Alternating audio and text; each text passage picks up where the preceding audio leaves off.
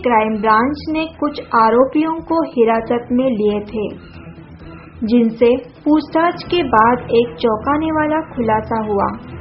पकड़े गए आरोपी एक गिरोह बनाकर बच्चा चुराने के काम में लगे हुए थे। इस गिरोह में एक महिला भी शामिल थी। आपको जानकर हैरत होगी कि आरोपियों ने जब कुछ बच्चों का ठिकाना बताया, तब उसमें एक ऐसे हस्ती का नाम सामने आया जो पेशे से वकील है। उनके घर से 5 और 6 साल की बच्चियां बरामद की गई है। सभी आरोपी नवी मुंबई उरण के रहने वाले हैं। आपको बता दें कि पकड़े गए आरोपी ने ज्यादातर बच्चे झुग्गी झोपड़ी से चुराए थे, जिसमें इस झुग्गी झोपड़ी के 2 बच्चे शामिल थे। इन दृश्यों को देखकर आपको समझ में आ जाएगा कि इन लोगों के लिए पुलिस कितनी मेहनत करती होगी। आरोपियों के विषय में जब नवी मुंबई नेरुल पुलिस थाने के पुलिस अधिकारी से बात की गई, तब उन्होंने पकड़े गए आरोपियों के विषय में जानकारी दी। वहीं इस विषय पर एनजीओ संचालक से बात की गई, जो खोए हुए बच्चों के लिए और गरीब तक के न्याय के लिए काम करते हैं। तब उनका यही कहना था कि खोए हुए बच्चों के लिए डीएनए डेटाबेस बनाना जरूरी है।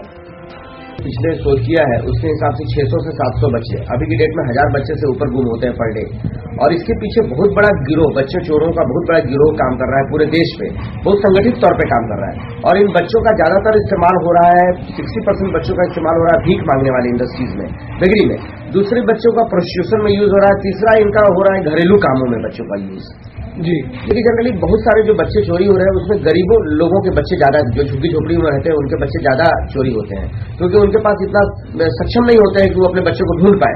तो ऐसे गिरोह जो टारगेट करते हैं गरीब लोगों के बस्ती को ज्यादा टारगेट करते हैं, तो वो जगह बदलते रहते हैं, एक जगह से दूसरे जगह चले जाते हैं, 1-2 साल के अंदर उनको रोजी रोजगार करने।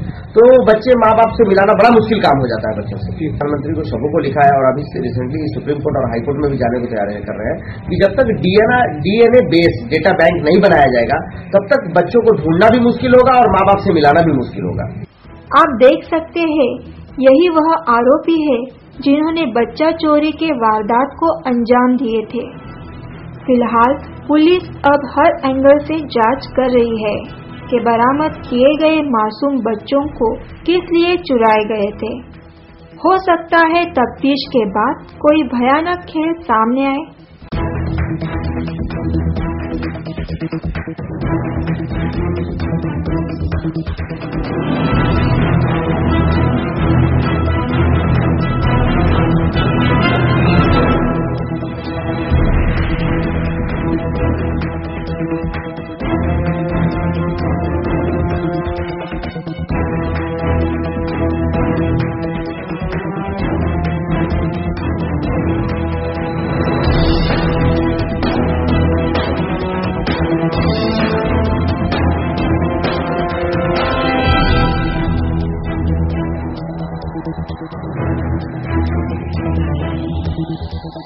Thank you.